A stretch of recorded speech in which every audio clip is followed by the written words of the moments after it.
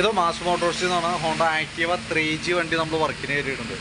നമുക്കതിനകത്ത് മെയിനായിട്ട് പറഞ്ഞത് general service, engine oil check ചെയ്യുക, വാട്ടർ സർവീസ് ചെയ്യാം. പിന്നെ വണ്ടി ഒന്ന് മുട്ടിയിരുന്നു, അപ്പോൾ അതിൻ്റെ ഫ്രണ്ട് മൺകാടൊക്കെ അലൈൻമെൻറ്റ് പോയിട്ടുണ്ട്. ഇന്നർ കവറിന് ചെറിയൊരു പൊട്ടൽ വന്നിട്ടുണ്ട്. അങ്ങനെ 1-2 വർക്കുകളുണ്ട് കേട്ടോ. അപ്പോൾ നമ്മൾ സർവീസിൻ്റെ ഭാഗമായിട്ടുള്ള വർക്കിന് കയറ്റി എൻ്റെ ബാക്ക് ബ്രേക്കൊക്കെ നമ്മൾ ചെക്ക് ചെയ്യുന്നുണ്ട്. ബ്രേക്ക് ലൈനറൊക്കെ ക്ലീൻ ചെയ്യാൻ വേണ്ടി അയച്ചാണ്. കമ്പനി ലൈനർ കിടക്കണേ, ഹോണ്ടയുടെ ഒറിജിനൽ ലൈനറാണ് നമുക്ക് കിടക്കുന്നത്. വലിയ പഴക്കമായിട്ടില്ല. അപ്പോൾ ബ്രേക്ക് ക്യാമൊക്കെ ഒന്ന് അഴിച്ച് ഗ്രീസ് ചെയ്ത് റീസെറ്റ് ആകാം. അതേപോലെ ബാക്ക് വീൽ പിടിപ്പിക്കുന്നത് ഈ ഒരു ഷാഫ്റ്റ് വേണം. അതിൻ്റെ ബെയറിങ്ങിൻ്റെയൊക്കെ പ്ലേ നമ്മൾ ചെക്ക് ചെയ്തു, കംപ്ലയിൻ്റ് ഒന്നുമില്ല. ഗിയർ ബോക്സിൽ തന്നെ ഓയിൽ നോക്കി നല്ല ഓയിലാണ് കിടക്കുന്നത് കേട്ടോ. ബാക്കിലത്തെ ടയറാണെങ്കിലും ഉപയോഗിക്കാനുണ്ട്, കുഴപ്പമൊന്നുമില്ല. ഹബിനും വേറെ പറയത്തക്ക കംപ്ലയിൻ്റ് ഇല്ല. അപ്പോൾ ബാക്ക് ബ്രേക്കുമായി ബന്ധപ്പെട്ട് നമുക്ക് ആ ബ്രേക്ക് ക്യാം ഒന്ന് അഴിച്ച് ഗ്രീസ് ചെയ്ത് റീസെറ്റ് ചെയ്താൽ മതി. പിന്നെ നമ്മളതിൻ്റെ എയർ ഫിൽറ്ററിൻ്റെ ഭാഗം നമ്മളൊന്ന് അഴിച്ച് ചെക്ക് ചെയ്യാനുണ്ട്. എയർ ഫിൽറ്റർ നമുക്ക് നമ്മൾ കിടക്കുന്നത് കമ്പനി ഫിൽറ്ററാണ്, ഹോണ്ടയുടെ ഒറിജിനൽ ഫിൽറ്ററാണ്. ഒരല്പം പൊടിയൊക്കെ ഉണ്ട്, അതൊന്ന് തുടച്ച് ക്ലീൻ ചെയ്ത് റീസെറ്റ് ചെയ്യാവുന്നുള്ളൂ.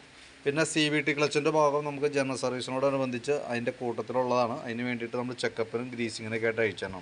അപ്പോൾ നിലവിൽ നമുക്ക് ഇതിനകത്ത് കിടക്കണം ബെൽറ്റ് ഒറിജിനൽ ബെൽറ്റ് അല്ല, ഡ്യൂപ്ലിക്കേറ്റ് ബെൽറ്റാണ്. പക്ഷേ വലിയ പഴക്കമായിട്ടില്ല. തൽക്കാലം ബെൽറ്റ് നമുക്ക് തന്നെ യൂസ് ചെയ്യാം. പിന്നെ അതിൻ്റെ വേരിയേറ്റർ ബോഡി, ബോസ് ഡ്രൈവ് കാര്യങ്ങളൊക്കെ ചെക്ക് ചെയ്ത് വേറെ കംപ്ലയിൻ്റ് ഒന്നുമില്ല. ക്ലച്ച് യൂണിറ്റ് ആയാലും വേറെ പ്രോബ്ലം ഒന്നുമില്ല. അപ്പോൾ ക്ലച്ചൊക്കെ ഒന്ന് ഗ്രീസ് ചെയ്ത് റീസെറ്റ് ചെയ്താൽ മതി. കിക്കർ വീലൊക്കെ ഒന്ന് അഴിച്ച് ക്ലീൻ ചെയ്ത് റീസെറ്റ് ചെയ്യാം, ഗ്രീസ് ചെയ്ത് റീസെറ്റ് ചെയ്യാം. ബെൻഡെക്സിൻ്റെ ഭാഗം ചെക്ക് ചെയ്ത് വർക്കിംഗ് ഒക്കെ ഓക്കെയാണ് കേട്ടോ. പിന്നെ എഞ്ചിൻ ഹെഡിൻ്റെ ഭാഗത്തേക്ക് വരുമ്പോഴത്തേക്കും ചെറിയൊരു നനവുണ്ട്, എന്നാൽ മേജർ ലീക്ക് എന്ന് പറയാനില്ല. പക്ഷേ എഞ്ചിൻ കവറിൻ്റെ ഉള്ളിലായതുകൊണ്ട് തന്നെ അത് നമുക്കൊന്ന് മാറ്റിയിട്ടേക്കാം. കാരണം ഞാൻ പുറമേന്ന് നമുക്ക് കൃത്യമായിട്ട് കാണാനായിട്ട് പറ്റില്ല. കൂടുതലായിട്ട് ലീക്കായിട്ട് ഓയിൽ ചാടി പോയി കഴിയുമ്പോൾ നമ്മുടെ ശ്രദ്ധയിൽ പെടുള്ളൂ.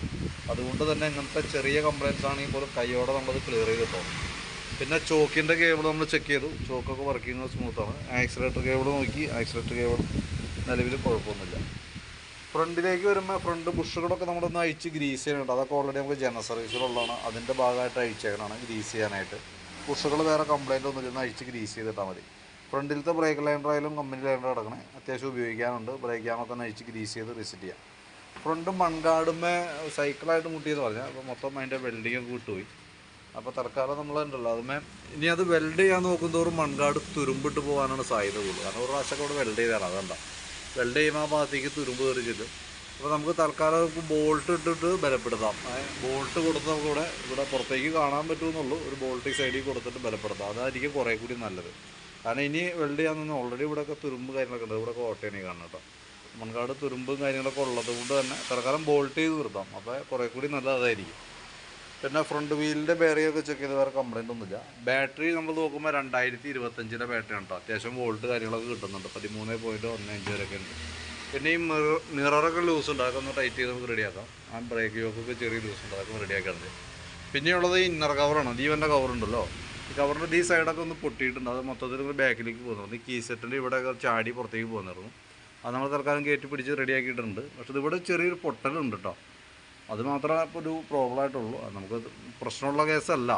അത് ഈ സൈഡ് വേണമെങ്കിൽ അങ്ങനെ നിർത്താം. നമുക്ക് ബോൾട്ട് മാറ്റിയിട്ട് ഒരു വാഷ് വേണമെങ്കിൽ ഇട്ട് കൊടുത്ത് ഒന്ന് ബലപ്പെടുത്തിയേക്കാം. അതല്ലെങ്കിൽ പിന്നെ നമ്മൾ മൊത്തം അഴിച്ച് മാറണം. അത് ഏകദേശം ഒരു 600-650 നമുക്ക് ഈ ഐറ്റത്തിന് വിലയുണ്ട്. പിന്നെ പ്ലസ് ലേബർ ചാർജും വരും.